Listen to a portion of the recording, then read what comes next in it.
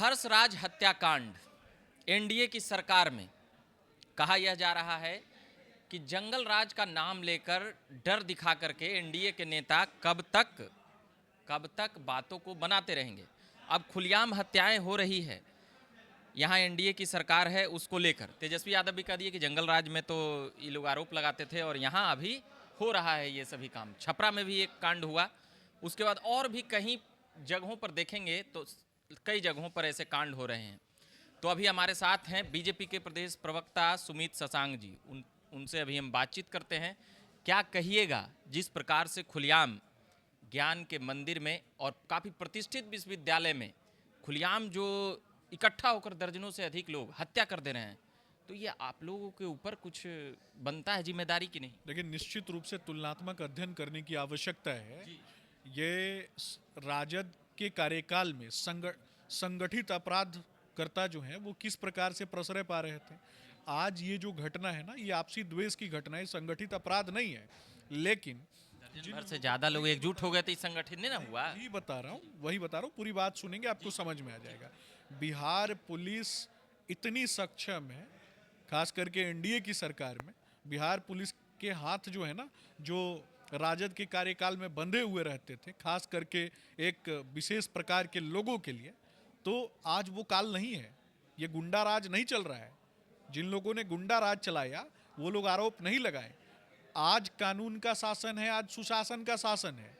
और निश्चित रूप से जिन गुंडों ने ये कार्रवाई की है, जिन गुंडों ने ये काम किया है, उनका चुन चुन के हिसाब जो है वो बिहार पुलिस करेगी।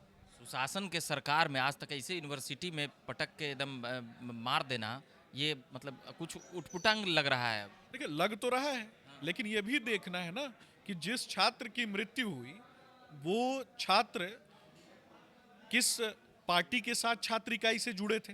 आज चुनाव का दौर चल रहा है, कहीं ना कहीं ये भी समझना है कि ये जो आरजेडी का और आरजेडी समर्थित पार्टियों के जो लोग पकड़े जा रहे हैं, ये किन पार्टियों के साथ इनके तार जुड़े हैं। अभी तक न लालू जी ने खेद प्रकट किया, ना ही इनकी पार्टी के लोगों ने खेद प्रकट किया। ये किस प्रकार का चाल चरित्र चित्रण करते हैं ये लोग? खेद का इंतजार कीजिएगा, अब तो जंगल राज का आगमन हो गया आप लोगों की भी सरकार। देखिए, ऐसा कुछ भी नहीं है, जंगल राज का आगमन नहीं है। जिन लोगों ने जंगल राज चलाया है, जंगल राज के बारे में पूरा बिहार जानता है। हत्या, अपहरण, लूट, बलात्कार की अनंत असंख्य कहानियां। बालू माफिया, भू माफिया, शराब माफिया, तीनों की गोद में बैठ करके खेलने वाले लोग। राजद में गुंडे हैं कि गुंडों की पार्टी है, ये भी लोग तय करने में लगे हुए हैं। अपराधियों के तंत्र को फलीभूत करने वाले लोग। कब तक राजद को गुंडा जंगल राज का मतलब जो भी ये सभी बातें बोलकर भाजपा जदयू ये सभी पार्टियां, खासकर भाजपा, कब तक बचती रहेगी? बचने का क्या है? नहीं, बचने का क्या है? भारतीय जनता पार्टी ने लगातार काम किया है, और खास करके बिहार में जदयू और भाजपा की सरकार ने सुशासन की सरकार चलाई है।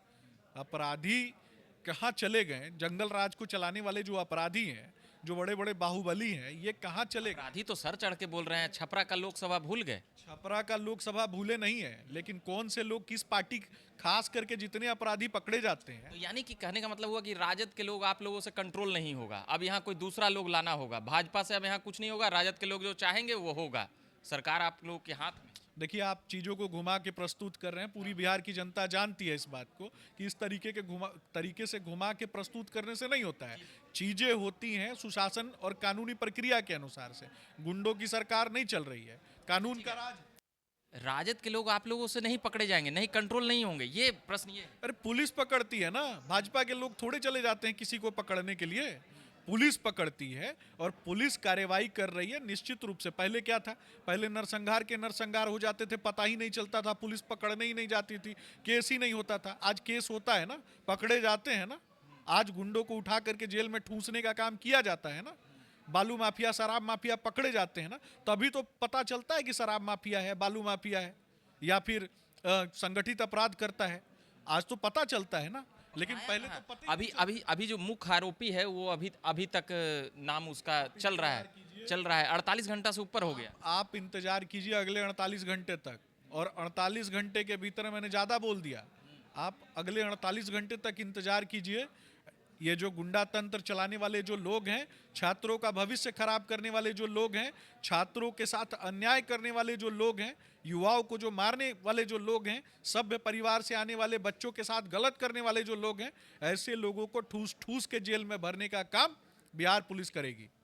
चलिए, अभी भाजपा के नेताजी का कहना है कि ये जो गुंडा तंत्र चल रहा है उसको रोका जाएगा, मगर फिर भी कई प्रश्न हैं उसको लेकर।